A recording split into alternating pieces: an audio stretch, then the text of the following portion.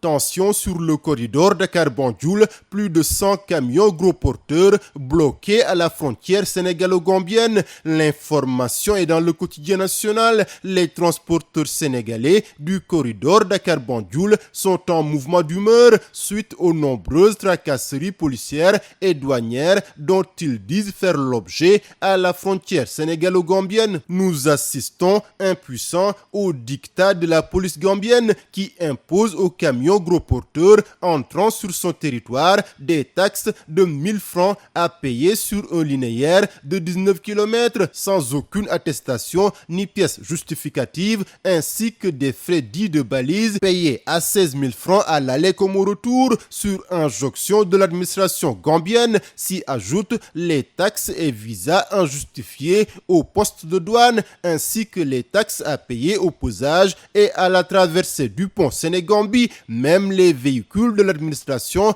détenteurs d'ordre de mission ne sont pas épargnés, déplore Abdoulaye Kébé au nom des transporteurs gros porteurs sénégalais. Le président du syndicat national des transporteurs routiers du Sénégal, Gora Khouma, selon Le Soleil, est annoncé en Gambie pour une mission de bons offices. Des difficultés qui touchent aussi la société de transport public Dakar Dem Dikk. Le premier ministre Ousmane Sonko a fait part de ses préoccupations concernant ce problème au vice-président gambien en visite au Sénégal, Mohamed Diallo, de rassurer lors d'une séance de travail avec le chef du gouvernement qu'ils sont en train de chercher les moyens de résoudre ces difficultés. Séance de travail au cours de laquelle Ousmane Sonko a réitéré l'ancrage du Sénégal à la CEDEAO. C'est à la une de l'infojournal. Le Sénégal reste ancré dans la communauté économique des États de l'Afrique de l'Ouest, conformément à l'idéal panafricaniste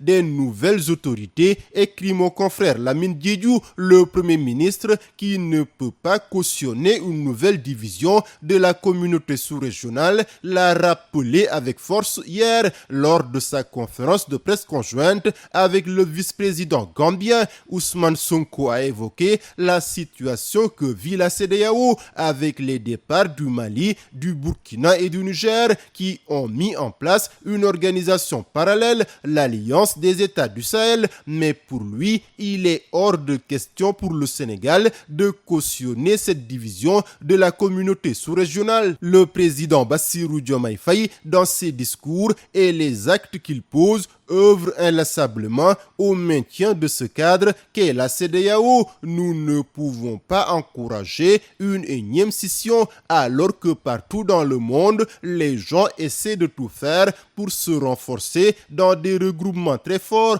a insisté Ousmane Sonko dans l'infojournal. Adultère à Diourbel, la femme du Modou Modou tombe enceinte avant sa nuit de noces. C'est dans le quotidien 24 heures. C'est une rocambolesque affaire d'adultère qui est sur toutes les lèvres dans la commune de Diourbel, plus précisément dans le quartier Cheikh Anta. Il s'agit de la femme d'un émigré qui est tombée enceinte alors que son mari n'a pas encore célébré la nuit de noces. Pour sauver son mariage, Nkafal s'est débarrassé du fœtus. Et malheureusement pour elle, il s'en est suivi des complications médicales. Se tordant de douleur, elle a été évacuée à l'hôpital par ses parents. Le personnel médical s'en est ouvert au commissaire Morngom qui a ouvert une enquête. Les policiers du commissariat central de Diourbel, accompagnés des sapeurs-pompiers, ont découvert le fœtus dissimulé sous le lit lors de la perquisition effectuée dans la chambre de la dame. La mise en cause est sous surveillance policière à l'hôpital Hendrik Louquet de Diourbel où elle est internée